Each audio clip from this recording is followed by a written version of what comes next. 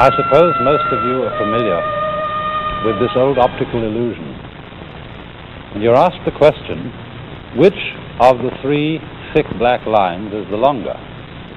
And I suppose one's natural reaction is to say the one on the left. And I think you know that this is a result of the illusion of perspective, an illusion with which we are so used, to which we're so used, and by which we're so easily fooled once we've accustomed ourselves to it. You might, if that picture were drawn more vividly, even be predisposed to thinking that was a real passage stretching away from you with doors at the end. Of course, if you came up against that kind of thing painted against the wall, you might make the mistake of walking into it and banging your nose. But this is an example of what we were talking about last time as Maya, that word from Indian philosophy which generally has the meaning of illusion, or rather illusions brought about by the acceptance of certain conventions, of which perspective was an example. When we are not aware that certain things which we take for granted, like the separateness of things from each other, when we are not aware that this is a matter of convention, we are apt to be fooled. Now, I think one of the conventions by which we tend to be fooled more than almost any other is time. And for all human beings, time is a matter of extraordinary importance. And perhaps this is one of the principal ways in which we differ from animals. Because man has been called a time-binding animal. That is to say, a creature who is vividly aware of the fact that his life moves, as it were, along a line from the past through the present and into the future. Animals apparently live pretty much moment by moment.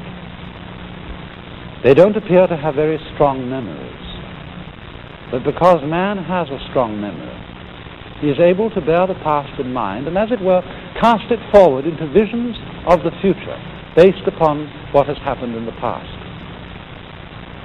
And therefore, although this facility gives man the most extraordinary ability to plan his life, to prepare for future eventualities, at the same time, there is a very heavy price which he pays for it, and especially if he takes this ability too seriously. In other words, if he doesn't realize that the true reality in which he lives is the present moment now. For example, the animal probably doesn't concern itself very much with problems of future disease, death, or starvation, and things of that kind. If an animal sees another dead animal lying around, I don't suppose he thinks to himself, well, one day that's going to happen to me. Rather, he just sees a dead animal, sniffs it, sees whether it's good to eat, and wanders away. But for human beings, it's entirely different, because we actually spend most of our time and a great deal of our emotional energy living in time which is not here, living in an elsewhere which is not concretely real. So much so that although we may be quite comfortable and happy in our present circumstances, if there is not a guarantee, not a promise of a good time coming tomorrow and tomorrow and tomorrow and tomorrow, we are at once unhappy, even in the midst of pleasure and affluence. And so we develop a kind of chronic anxiety about time. We want to be sure more and more, because of our sensitivity to the feeling of time, we want to be sure more and more that our future is assured. And for this reason, the future becomes of more importance to most human beings than the present. And in this sense, we are hooked, taken in by a Maya, because it is of very little use to us to be able to control and plan the future unless we are capable at the same time of living totally in the present. And so, when in civilized societies we spend so much of our time living for the future, we become very much like those celebrated donkeys, you know, that have a carrot fastened on a stick that's tied to the neck, you know, behind here, and it comes over, and there's the carrot dangling in front of them. And they pursue it, but can never reach it. And so in exactly the same way, it's that way with us. My goodness, don't you remember when you went first to school? You went to kindergarten. And in kindergarten, the idea was to push along so that you could get into first grade, and then push along so that you could get into second grade, third grade, and so on, going up and up. And then you went to high school, and this was a great transition in life. And now the pressure is being put on. You must get ahead. You must go up the grades and finally be good enough to get to college. And then when you get to college, you're still going step by step, up to the great moment in which you're ready to go out into the world. And then when you get out into this famous world comes the struggle for success in profession or business. And again, there seems to be a ladder before you, something for which you're reaching all the time. And then, suddenly, when you're about 40 or 45 years old in the middle of life, you wake up one day and say, huh? I've arrived. And by Jove, I feel pretty much the same as I've always felt. In fact, I'm not so sure that I don't feel a little bit cheated. Because, you see, you were fooled. You were always living for somewhere where you aren't. And while, as I said, it is of tremendous use for us to be able to look ahead in this way and to plan, there is no use planning for a future, which when you get to it and it becomes a present, you won't be there. You'll be living in some other future which hasn't yet arrived. And so in this way, one is never able actually to inherit and enjoy the fruits of one's action. You can't live at all unless you can live fully now. And because now is never satisfactory, because we're never really living in it, we get more and more avid to go ahead and pursue the future. We develop our technology to a fantastic ability where we can more and more fulfill our desires for the future almost immediately, working towards a sort of push-button world. But have you ever stopped to think what the world would be like if you could fulfill every wish the moment you wished it? Suppose, for example, on going to bed at night, you could always dream whatever you wanted to dream. What would happen after a while? Of course, I suppose at first, you would dream fantastic pleasures, wonderful adventures, fulfillment of all the things you ever wished. Then as time went on, don't you think you'd want to be, a little bit surprised, to have a little bit less control over what was happening to you? And after you'd experimented with this for some months or years, you might even want dreams in which you suffered. Because there is no real delight, no real fulfillment without delay. Doesn't every child know on a hot day when you think, I'm terribly thirsty and I'd like an ice cream soda? Haven't you tried the experiment of putting off drinking it, putting off, so that you get thirstier and thirstier, and it's so much fun when you finally get to it? And so in the same way, impatience with time, always wanting the future, is frustrating. Now you know, in Indian thought, one of the basic myths or ideas is of Brahma, the world creator, who has infinite power and has everything that he wants. But he is like our dreamer, and he wants to do something with the infinite time at his disposal. And therefore what he does is to dream just like this, to dream the existence of the world. And he does it over enormous and incalculable periods of time, dreaming that he is the knower, the self, in every single creature that exists in the world, dreaming them all at once, experiencing their joys and sorrows, completely plunging himself into the adventure of forgetting who he is. But he does this for immense and vast periods, rivaling in conception the latest modern astronomical ideas of the extent of time. You know, the basic reckoning period of time in the life of Brahma, the creator, is called a kalpa.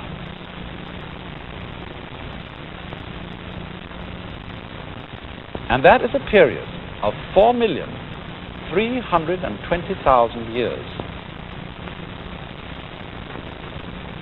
And the kalpas are called the days of Brahma.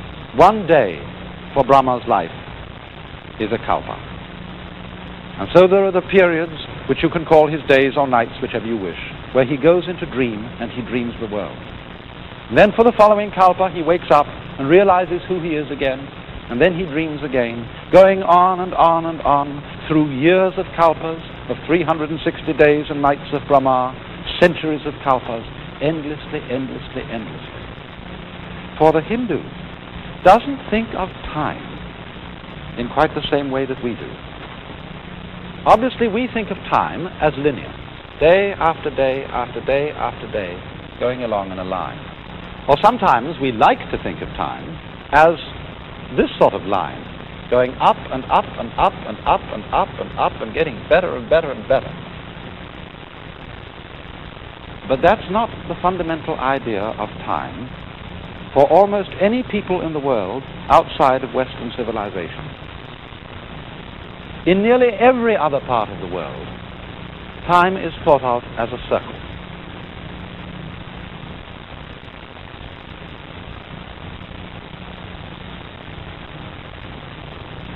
And they say, after all, isn't it reasonable for it to be a circle? Look at your watch. Doesn't your watch go round and round? But the Hindus not only think of time as cycling, going round and round and round forever, just as the earth cycles round and around the sun. They also think of it in another quite fundamentally different way from our conception of time. I referred to this idea that's common among us, that time is going up and up and things are getting better and better. But in the general Hindu view, in every cycle of time, things tend on the whole to get worse and worse. They divide the kalpa into a number of shorter periods, each of which is called a yuga.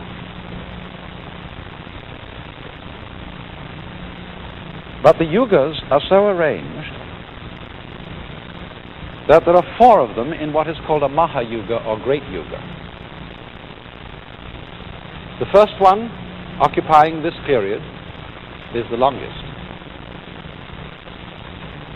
The second one occupies a shorter period, from here to here. The third, still shorter than the second. The fourth, the shortest of all. And the names that are given to them are the names of the throws in the Indian game of dice. The best throw, the throw of 4, is called Krita.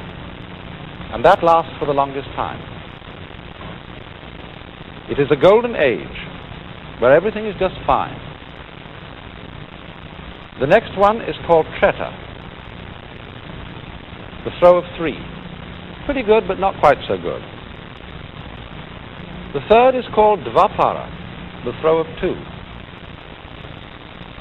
And here, good and evil are equally balanced. Not so hot. The final throw, the throw of 1, is called Kali, the worst throw, and that's the shortest period. And of course, according to Hindu ideas, we're living in it now. But in Kali Yuga, everything goes to pieces and becomes dreadful. And time goes faster. Now, why do they feel that time deteriorates in this way?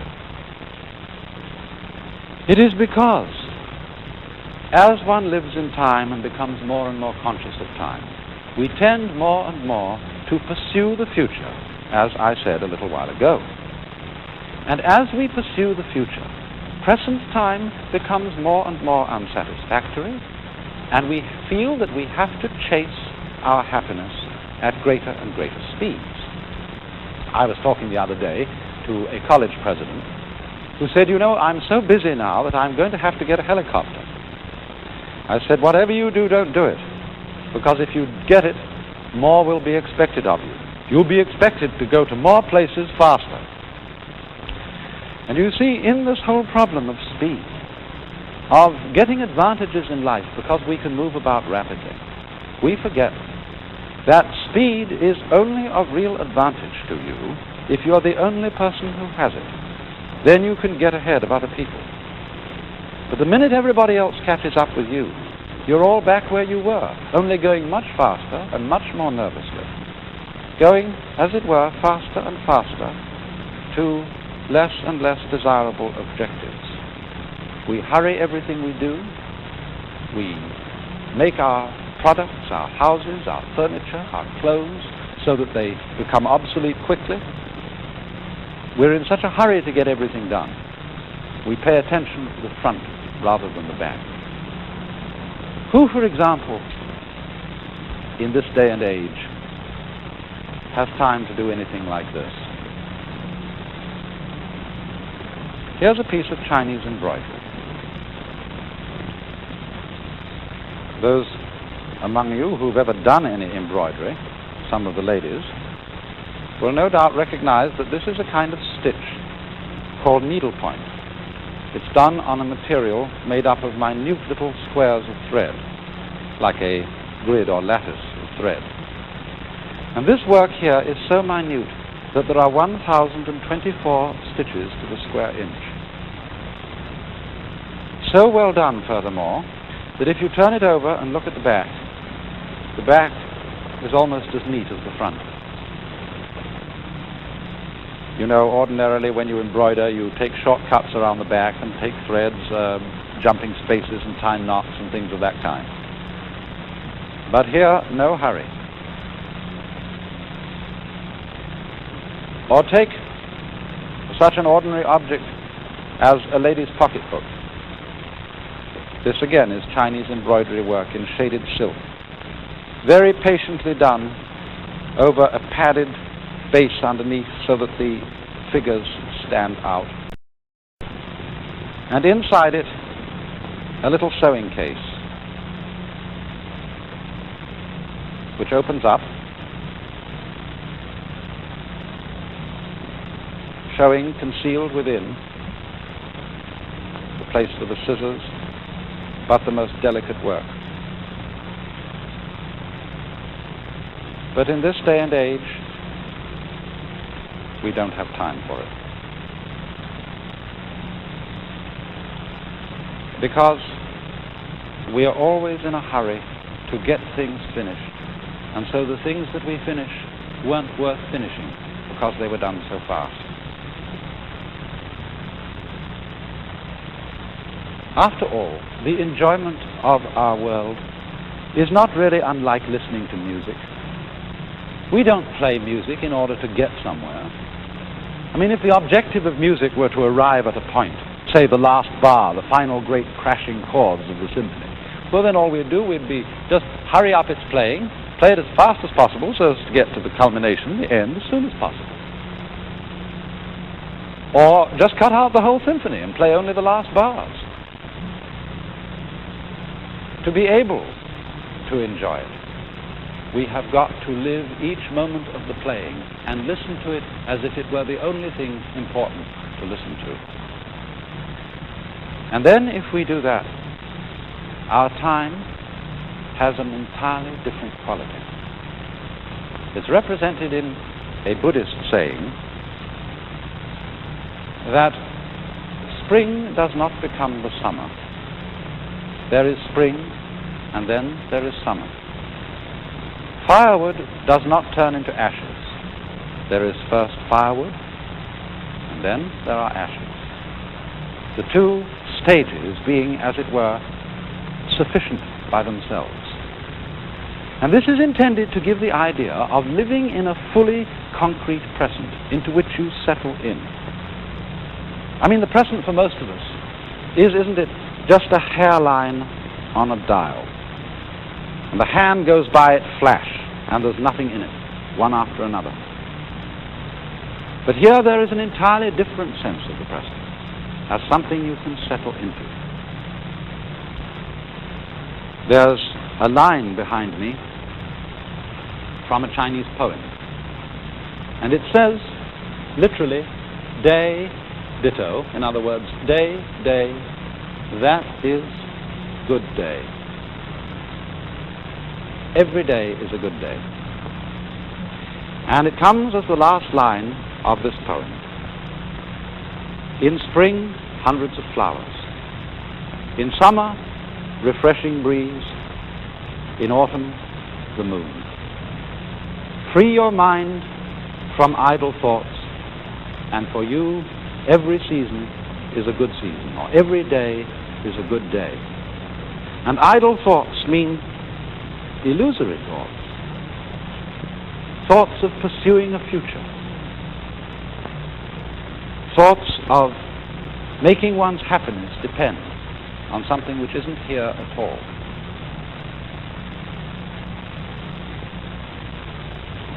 But when one can come to realize that the present is the only place in which you live, and that the past and the future are now no more than useful illusions, still useful, but useful only if one can live in the present, then, as I say, one can settle into full participation with the momentary reality of life as it goes along, just like music.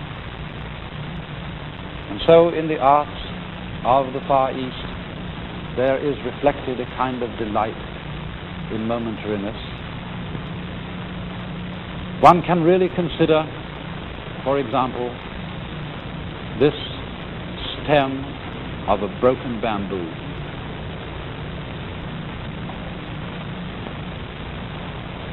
Or, not only in painting, but in poetry,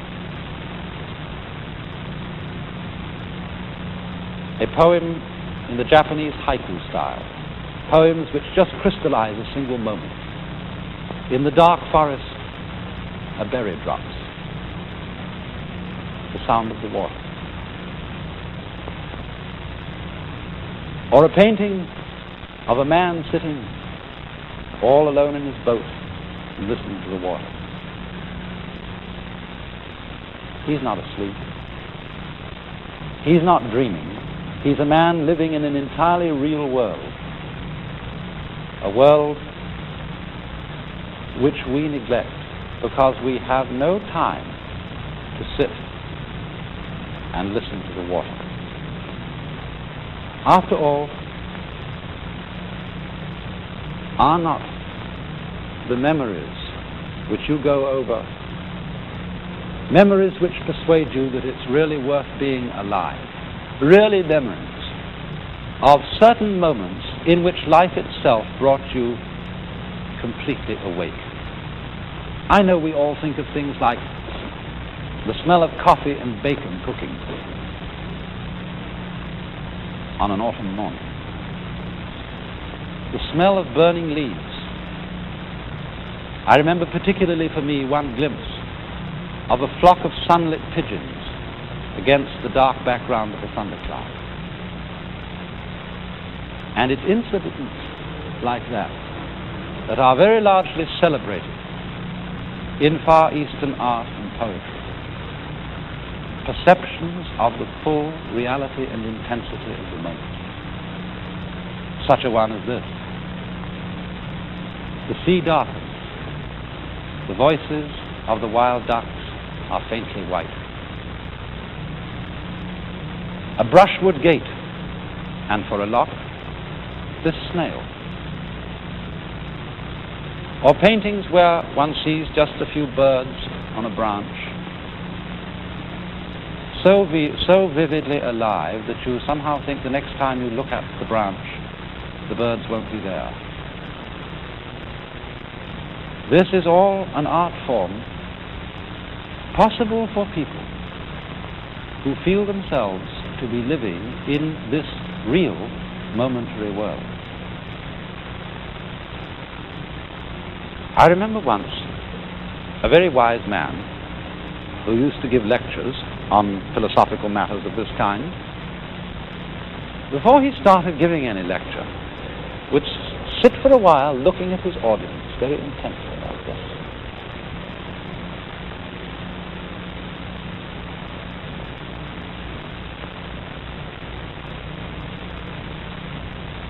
And then quite suddenly he would say, "Wake up!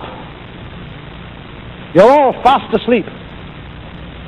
And if you don't wake up, I won't give any lecture."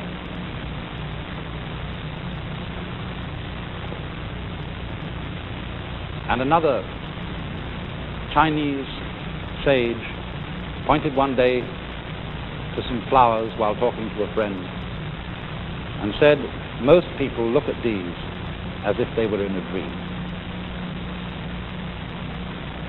And Buddha, one of the wisest of the sons of Asia, his real name was Gautama, but he was called Buddha because Buddha means the awakened one, the man who woke up. Now, in what sense was he awake? He was awake in the sense that he was completely all here. After all, we say about a person who's nuts, he's not all here. He's not all there. But our whole culture, our whole civilization, insofar as it is involved with time and living only for a future, is nuts. It's not all here. We are not awake. We are not completely alive now. And consequently, we are so hungry and so greedy because everything seems tasteless. We are living for an abstraction which has not yet come to be, and we don't know what really is.